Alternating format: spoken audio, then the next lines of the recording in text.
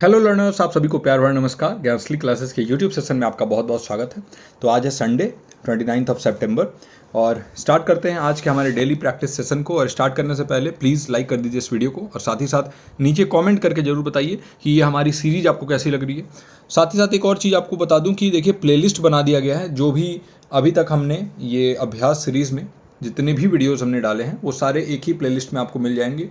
तो इससे आपका कन्वीनियंस हो गया कि आपको सारे क्वेश्चंस एक जगह मिल जाएंगे। वहाँ से भी अगर आप नए जुड़े हैं तो वहाँ से आप एक्सेस कर सकते हैं। तो स्टार्ट करते हैं आज के इस इम्पॉर्टेंट सेशन को।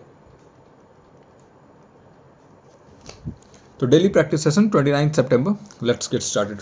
फर्स्ट क्वेश्चन है हमारे पास, what is the main purpose of formative assessment in the teaching learning process. आज के जितने भी क्वेश्चन हैं वो काफ़ी ईजी होने वाले हैं, तो बहुत जल्दी करने का कोशिश करेंगे। देखिए, शिक्षण अधिगम प्रक्रिया में रचनात्मक मूल्यांकन का मुख्य उद्देश्य क्या है, ये पूछ रहा है क्वेश्चन। फॉर्मेटिव असेसमेंट और समेटिव असेसमेंट दो चीज़ें होती हैं, आपको पता है। एक होता है फॉर्मेटिव असेसमेंट और एक होता है समेटिव असेसमेंट, एस से। फॉर्मेटिव असेसमेंट हम ड्यूरिंग द क्लास करते हैं, मतलब जब कक्षा चल रही है इसके ही दौरान अगर आप कोई असेसमेंट कर लें, कोई टेस्ट ले लें, है ना, मूल्यांकन कर दे, तो इसको हम कहते हैं फॉर्मेटिव असेसमेंट। वही समेटिव असेसमेंट जो है ये एंड टर्म एग्जामिनेशन के जैसे होता है। तो जैसे आपका टर्म खत्म होता है तो इस एग्जामिनेशन को लेके और आप बच्चों को प्रमोट कर देते हैं अगले क्लास में, यानी कि वहाँ पर आप ओवरऑल उनका जो लर्निंग आउटकम है वो चेक करना चाहते हैं एसए में। अब हमारे पास ऑप्शंस हैं कि फॉर्मेटिव असेसमेंट जो टीचिंग लर्निंग प्रोसेस में होता है इसका मेन पर्पज क्या है, इसका मुख्य उद्देश्य क्या है। पहला है पाठ्यक्रम के अंत में छात्रों के सीखने का मूल्यांकन करना। तो जब at the end of the course आ गया तो तुरंत आपको याद आना चाहिए कि ये एसए के बारे में है, एफए नहीं है, तो ये तो नहीं होगा। फिर दूसरा है to diagnose students learning needs during instruction. तो जैसे ये वर्ड दिखे आपको ड्यूरिंग यानी दौरान, है ना, निर्देश के दौरान, तो वैसे ही आपको ये समझ में आ जाना चाहिए कि हाँ ये फॉर्मेटिव असेसमेंट से रिलेटेड हो सकता है। चलिए ये सही है, लेकिन फिर भी आगे वाले ऑप्शन हम देख लेते हैं। To measure students performance against predetermined standards, यानी पूर्व निर्धारित मानकों के अनुसार छात्रों के प्रदर्शन को मापना। इसे हम कहते हैं क्राइटेरियन रेफरेंस टेस्ट, यानी क्राइटेरिया हमने सेट कर दिया और उसके अगेंस्ट में हम फिर टेस्ट लेते हैं और बच्चों को देखते हैं भाई वो कितना आपका स्कोर कर पा रहे हैं, और फाइनल ग्रेड आप देते हो एसए में, तो ये भी जो है नहीं होगा। और इसका करेक्ट आंसर हो जाएगा सेकंड, यानी बी ऑप्शन, निर्देश के दौरान छात्रों की सीखने की जरूरतों का निदान करना। अगले क्वेश्चन पे चलते हैं। What does reflective teaching entail. बताइए चिंतनशील शिक्षण में क्या शामिल है। आपको मालूम है कि मेमोरी लेवल, अंडरस्टैंडिंग लेवल और रिफ्लेक्टिव लेवल, अगर तीन लेवल्स हैं तो सबसे ऊपर वाला लेवल रिफ्लेक्टिव लेवल आता है, यानी चिंतनशील स्तर, और मेमोरी लेवल जो है ये सबसे निचला स्तर माना जाता है ना। तो पूछ रहा है कि बताइए रिफ्लेक्टिव टीचिंग जो है वो क्या एंटेल करता है। रिफ्लेक्टिव टीचिंग जो है इसमें क्या शामिल है। पहला है delivering the lesson exactly as planned. जो चीज़ें एग्जैक्टली जैसा आपने प्लान किया, योजना बनाया, उसी के अनुसार आप पढ़ा रहे हो, तो वो आप रिफ्लेक्टिव टीचिंग कर रहे हो क्या। सेकंड है critically analyse one's teaching practices and making improvements, यानी किसी की शिक्षण पद्धतियों का आलोचनात्मक विश्लेषण करना और सुधार करना। तीसरा है अतिरिक्त सामग्री को कवर करने के लिए छात्रों को अधिक होमवर्क सौंपना। और चौथा है कठिन अवधारणाओं को समझाने के लिए शिक्षण सहायता पर भरोसा करना, relying on the teaching aids to explain difficult concepts. Question number लिखिए और इसके सामने जो भी करेक्ट आंसर हो वो कमेंट सेक्शन में आप जाके लिख दीजिए। आपसे मैं रोज़ इसीलिए कहता हूँ ताकि एक्टिव एंगेजमेंट बना रहे। आप एक्टिवली पार्टिसिपेट करेंगे तो चीज़ों को आप ज़्यादा अच्छे तरीके से लर्न कर पाएंगे, और साथ ही साथ मैं भी ये देख पाऊंगा कि कितने लोग आंसर कर रहे हैं एक्चुअल में। तो जो इसका करेक्ट आंसर होगा, अगर हम रिफ्लेक्टिव टीचिंग में के बारे में बात करें तो ये एक हायर ऑर्डर थिंकिंग स्किल में आता है रिफ्लेक्टिव टीचिंग। और जहाँ भी आप हायर ऑर्डर के बारे में बात करते हो तो वहाँ पर आप क्रिटिकली एनालाइज करने के बारे में बात करोगे। वहाँ पर आप बात करोगे कि भाई हम कैसे इंप्रूवमेंट करें अपने टीचिंग प्रैक्टिसेस में और ख़ुद को और ज़्यादा बेहतर कैसे बनाएं, तो इसके लिए हम खुद ही सोचते हैं, है ना। तो बी इसका करेक्ट आंसर हो जाएगा, किसी की शिक्षण पद्धतियों का आलोचनात्मक विश्लेषण करना या सुधार करना, है ना, ये हो जाएगा। अगर आपने एग्जैक्टली जैसा प्लान किया वैसा ही कर दिया तो फिर वो रिफ्लेक्टिव लेवल कहाँ हुआ, कहाँ रिफ्लेक्शन किया आपने, है ना। फिर एडिशनल चीज़ें दे देना, बहुत ज़्यादा होमवर्क दे देना, ये कोई सोल्यूशन नहीं होता है। और टीचिंग एड्स को जो है इसके ऊपर निर्भर करना डिफ़िकल्ट कॉन्सेप्ट को एक्सप्लेन करने के लिए, तो ये आपका जो है ना रिफ्लेक्टिव लेवल में नहीं आता है ना, प्रैक्टिकल मेथड हो जाएगा ये। अगला क्वेश्चन है in research what does null hypothesis represent. बताइए शोध में नल हाइपोथेसिस यानी शून्य परिकल्पना जिसे हम कहते हैं क्या दर्शाता है।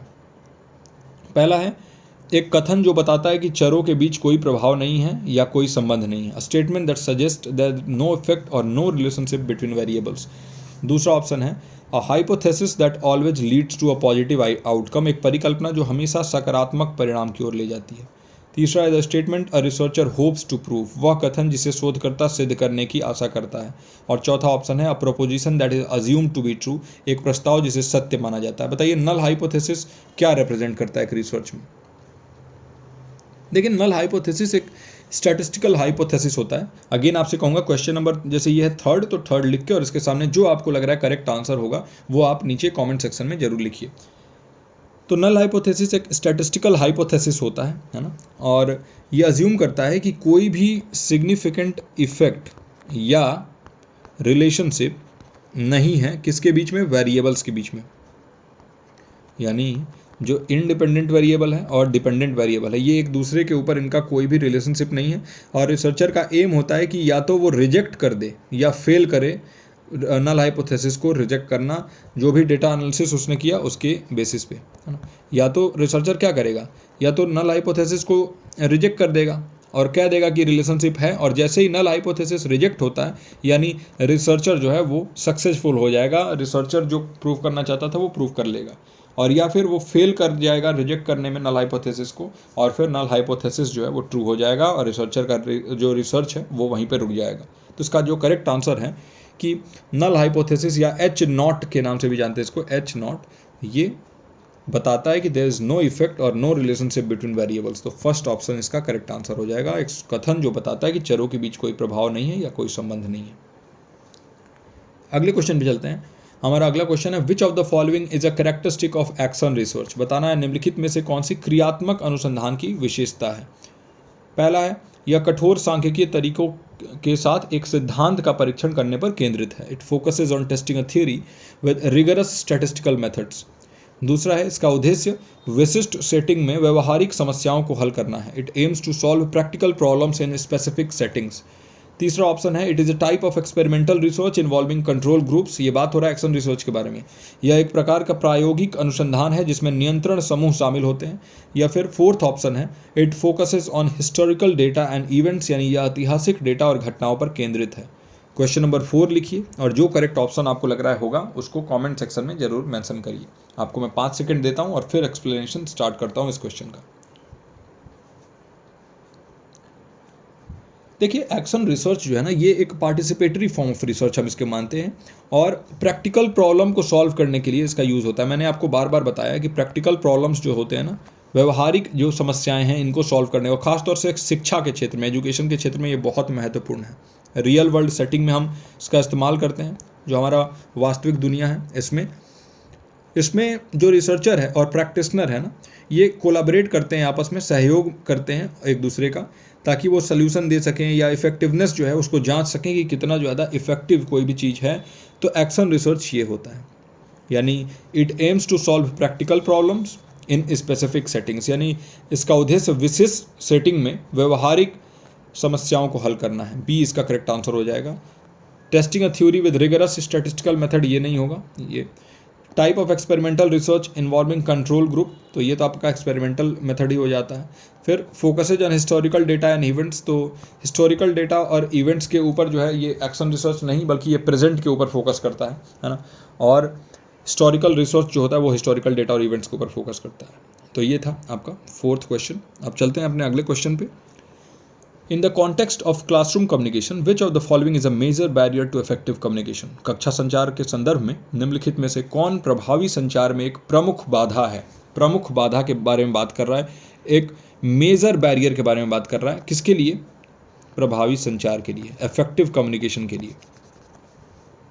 देखिए अगर हम इफेक्टिव कम्युनिकेशन के बारे में बात करें तो सबसे पहले हमें ये समझना, देखिए क्वेश्चन नंबर 5 लिखिए और इसका करेक्ट ऑप्शन आपको क्या लग रहा है वो लिखिए नीचे कमेंट सेक्शन में जाके।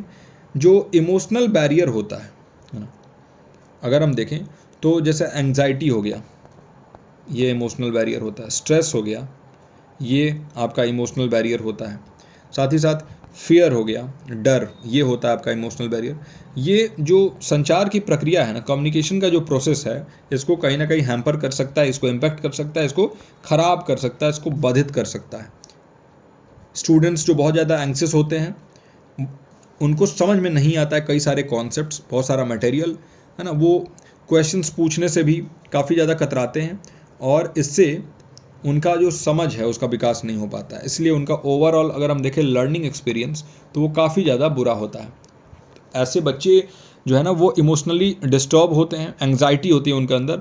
वो उनको लगता है कि अगर मैं पूछूंगा, अगर कुछ सवाल जो है वो गलत हुआ तो फिर हमारा जो है मजाक उड़ जाएगा क्लास में। और ये चीज़ें जो है ना वो कहीं ना कहीं एक बहुत बड़ा बैरियर के तौर पे काम करता है प्रभावी संचार में, और ओवरऑल अंडरस्टैंडिंग जो है वो ख़राब कर देता है कॉन्सेप्ट का। तो इसका करेक्ट आंसर जो होगा वो होगा बी, शिक्षार्थियों में भावनात्मक गड़बड़ी या चिंता। ये जो है ना अगर हम क्लासरूम कम्युनिकेशन के बारे में बात करें, कक्षा संचार के संदर्भ में बात करें, तो एक मेजर बैरियर माना जाता है। अगर आप अप्रोप्रिएट विजुअल एड्स का इस्तेमाल कर रहे हैं, आप ऐसे जो है सहायक सामग्री का इस्तेमाल कर रहे हैं जो कि दृश्य और श्रव्य सामग्री जिसे हम कहते हैं, यानी कि वो दृष्टिबाधित कोई है उनके लिए या फिर जिनको सुनने में दिक्कत है उनके लिए भी बहुत हेल्पफुल होता है, और नॉर्मल जो भी बच्चे हैं उनके लिए भी होता है। टू वे कम्युनिकेशन चैनल है, तो वहाँ पर जो है ना आप भी एज अ टीचर वहाँ पर बोल रहे हैं और साथ ही साथ स्टूडेंट्स जो है वो भी पार्टिसिपेट कर रहे हैं, तो ये भी जो है एक बहुत अच्छा बात है। स्टूडेंट पार्टिसिपेशन को एनकरेज करना, छात्र भागीदारी को प्रोत्साहित करना, अगर ये आप कर रहे हैं कि स्टूडेंट का पार्टिसिपेशन जो है ये एनकरेज कर रहे हैं, तो कहीं ना कहीं एक एक्टिव लर्निंग को आप प्रमोट करना चाहते हैं, वैसा ही एक वातावरण, एक इन्वायरमेंट बनाना चाहते हैं, तो ये भी एक पॉजिटिव चीज़ है। लेकिन अगर बैरियर के बात करें तो शिक्षार्थियों में भावनात्मक गड़बड़ी या चिंता, इमोशनल डिस्टर्बेंस, एक बैरियर के तौर पर काम करता है। आई होप कि ये क्वेश्चन आपका क्लियर हो गया हो। अगला क्वेश्चन है क्वेश्चन नंबर 6। तो क्वेश्चन नंबर 6 लिख के और जो आपको इसका करेक्ट आंसर लग रहा है वो कमेंट सेक्शन में नीचे मेंशन करिए। और यहाँ तक अगर आप इस वीडियो को देख रहे हैं यानी कि आप एक सीरियस लर्नर हैं, और आप जैसे ही लर्नर्स का सिलेक्शन होता है ना, जो लर्नर जो है वो आते हैं 2 मिनट देखते हैं चले जाते हैं, कोई क्लिक करता है और कहता है कि अरे ये बोरिंग है और चले जाते हैं। देखिए, जो चीज़ें आपको लॉन्ग टर्म में फ़ायदा देंगी वो बोरिंग होंगी, है ना। कभी भी आपको इंटरेस्टिंग चीज़ें और मूवीज़ देख के जो है ना आप सोचोगे कि मैं बहुत कुछ बड़ा कर लूँगा, नहीं हो पाएगा। वेब सीरीज़ देख के नहीं कर पाओगे, बोरिंग चीज़ें करनी होंगी, है ना। तो यहाँ तक अगर आप आ गए हो तो काइंडली लाइक कर दीजिए इस वीडियो को, और साथ ही साथ स्टडी ग्रुप्स में शेयर करिए, लोगों को बताइए कि कितने अच्छे तरीके से हम डेली प्रैक्टिस करते हैं और कितने सारे कॉन्सेप्ट्स हमारे क्लियर होते हैं। अगर आपको हेल्प मिल रहा है इस क्लास से तो नीचे कमेंट सेक्शन में वो भी मेंशन करिए। स्टार्ट करते हैं question number 6। What is upward communication in an organisational context. बहुत ही आसान क्वेश्चन है। संगठनात्मक संदर्भ में अपवर्ड कम्युनिकेशन क्या है। अपवर्ड कम्युनिकेशन के बारे में कम्युनिकेशन चैप्टर में भी मैंने कई बार बात किया है। अगर आप हमारे बैचेस से जुड़े हैं तो आपको पता होगा। देखिए, डाउनवर्ड कम्युनिकेशन होता है, अपवर्ड कम्युनिकेशन होता है ना। ये हो गया आपका डाउनवर्ड, ये हो गया आपका अपवर्ड कम्युनिकेशन। एक होता है हॉरिजॉन्टल कम्युनिकेशन, है ना, एक होता है लैटरल कम्युनिकेशन। क्या होता है ये सारा, देखिए, डाउनवर्ड, अपवर्ड, हॉरिजॉन्टल, लैटरल, है ना, ये हो गया आपका।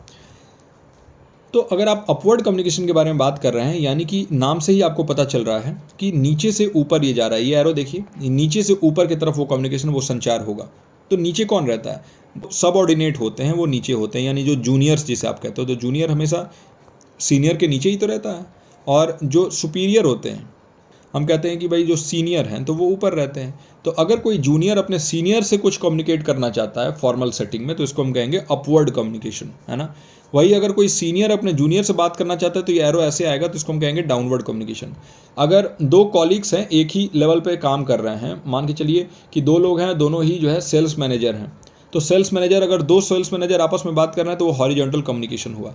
वही अगर कई डिपार्टमेंट्स हैं, जैसे एक है सेल्स डिपार्टमेंट और एक है HR डिपार्टमेंट, अगर HR डिपार्टमेंट के एक सीनियर सेल्स डिपार्टमेंट के एक जूनियर से बात कर रहे हैं तो ये लैटरल कम्युनिकेशन हो गया, है ना।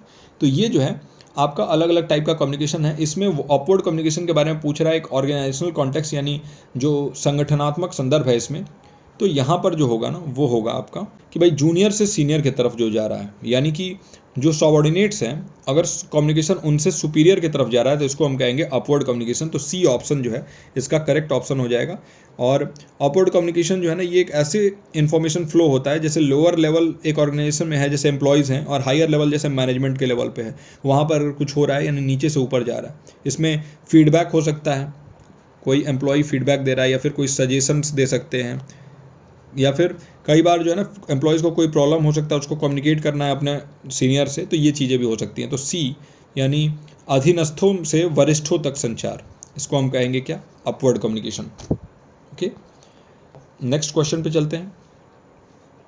विच of the following principles is associated with the constructivist approach to teaching? बताइए निम्नलिखित में से कौन सा सिद्धांत शिक्षण के रचनावादी दृष्टिकोण से जुड़ा है? पहला है teacher centred instruction with a focus on memorisation, यानी याद रखने पर ध्यान देने के साथ शिक्षक केंद्रित निर्देश। देखिए रचनावादी दृष्टिकोण कह रहा है, कंस्ट्रक्टिविस्ट अप्रोच कह रहा है। क्वेश्चन नंबर 7 लिख के इसका करेक्ट आंसर जो भी आपको लगे नीचे कमेंट सेक्शन में जरूर मेंशन करिएगा। दूसरा ऑप्शन है students actively constructing their own understanding and knowledge, यानी छात्र सक्रिय रूप से अपनी समझ और ज्ञान का निर्माण कर रहे हैं। तीसरा ऑप्शन है reliance on standardise test to assess student learning, यानी छात्रों के सीखने का आकलन करने के लिए एक मानकीकृत परीक्षण पर निर्भरता। और चौथा ऑप्शन है delivering lectures without student participation, यानी छात्रों की भागीदारी के बिना व्याख्यान देना। बताइए इनमें से जो है ना कौन सा प्रिंसिपल्स हम जिसे एसोसिएट कर सकते हैं कंस्ट्रक्टिविस्ट अप्रोच से, यानी रचनावादी दृष्टिकोण से।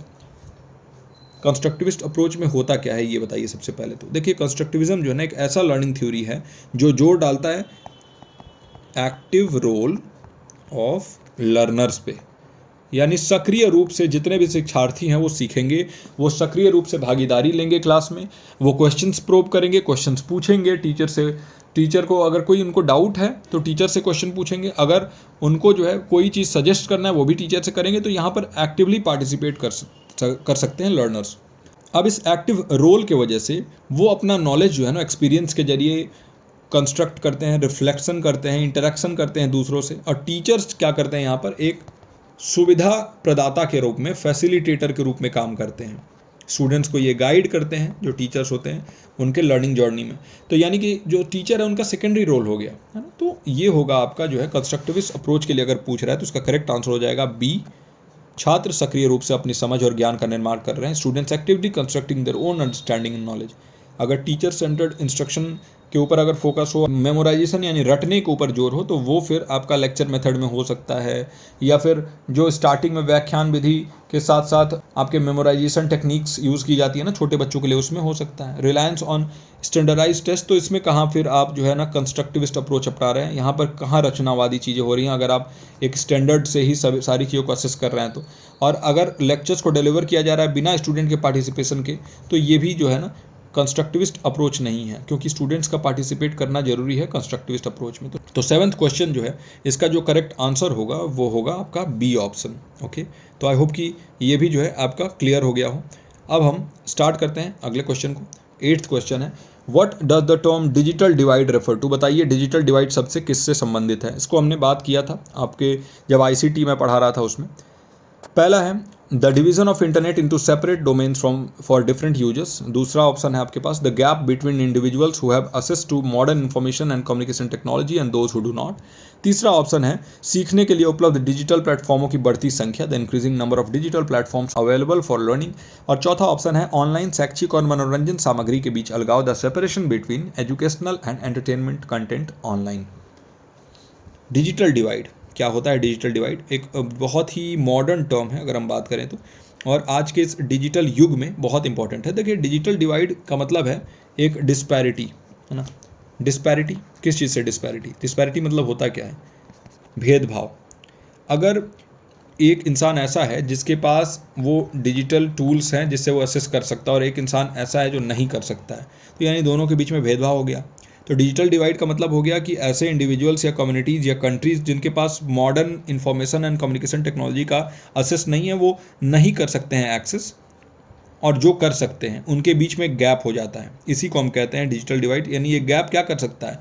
जो भी अपॉर्चुनिटी मिल सकती है एजुकेशन के सेक्टर में, एम्प्लॉयमेंट के सेक्टर में, सामाजिक जो इंक्लूजन हम करते हैं, तो जो अपॉर्चुनिटीज़ मिल सकती हैं उसको ये जो है ना सिर्फ उन्हीं लोगों को देता है जो डिजिटली साक्षर हों, है ना।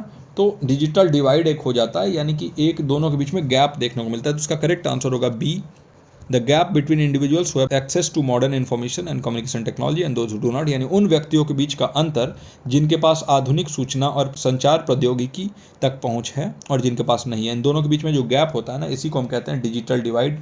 तो इसका मतलब हुआ क्या? देखिए जो गांव में रहने वाले लोग हैं उनके पास कई बार आप देखोगे कि इंटरनेट नहीं। आज तो चूँकि बहुत सारे ऐसे गांव में है इंटरनेट, लेकिन बहुत सारे ऐसे भी दूर दराज के इलाके हैं, बहुत सारे ऐसे आदिवासी इलाके हैं जहां पर इंटरनेट आज नहीं पहुंचा है।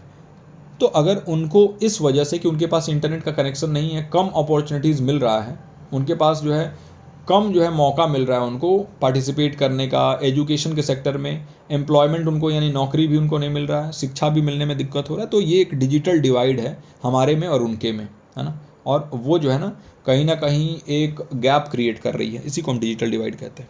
अब अगले क्वेश्चन पे चलते हैं। अगर हम बात करें उच्च शिक्षा के क्षेत्र में, तो स्वायत्तता यानी ऑटोनॉमी टर्म का क्या मतलब है। पहला है freedom of teachers to conduct research independently, यानी शिक्षकों को स्वतंत्र रूप से अनुसंधान करने की स्वतंत्रता। दूसरा ऑप्शन है the ability of institutions to govern themselves without external interference, यानी संस्थाओं की बाहरी हस्तक्षेप के बिना खुद पर शासन करने की क्षमता। तीसरा ऑप्शन है the decision making power of students in their educational journey, यानी छात्रों की शैक्षिक यात्रा में निर्णय लेने की शक्ति।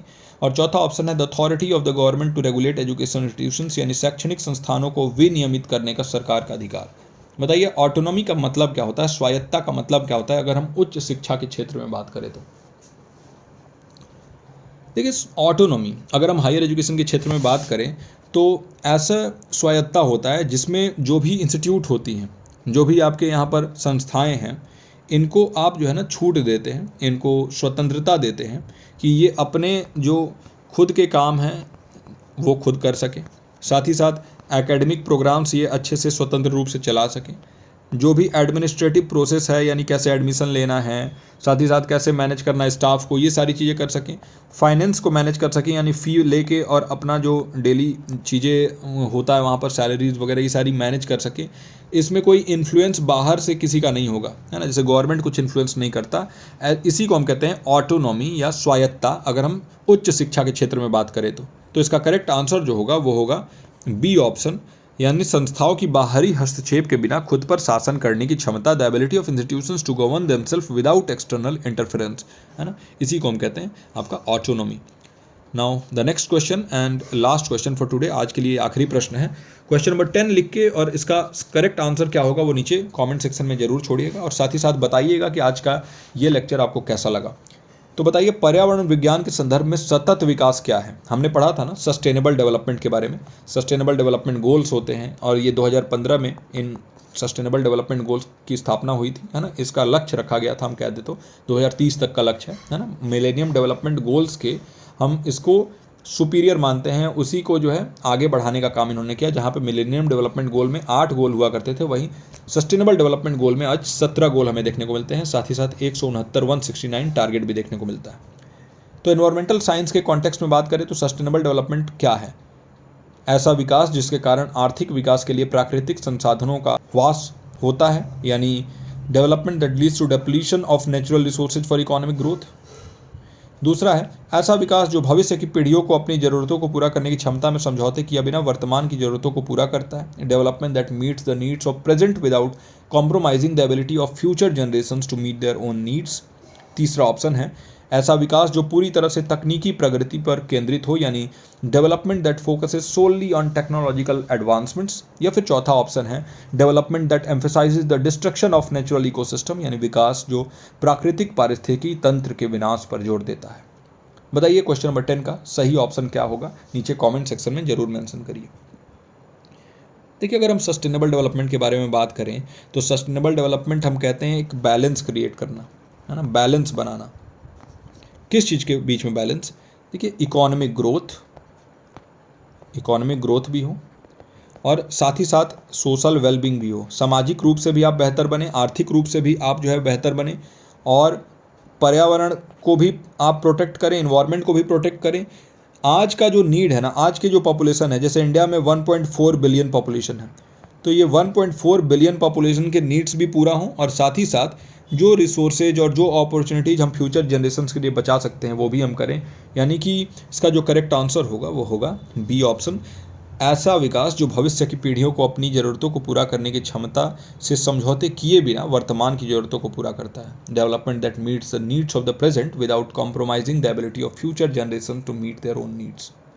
तो ये इसका करेक्ट आंसर हो जाएगा। तो आई होप कि आज के ये सारे क्वेश्चंस आपके लिए हेल्पफुल रहे हों और थोड़ा ब्रशअप हो गया आपका जो भी कॉन्सेप्ट था। आज के ये क्वेश्चंस काफ़ी ईजी थे, तो आई होप कि सारे क्वेश्चंस आपके सही हुए हों।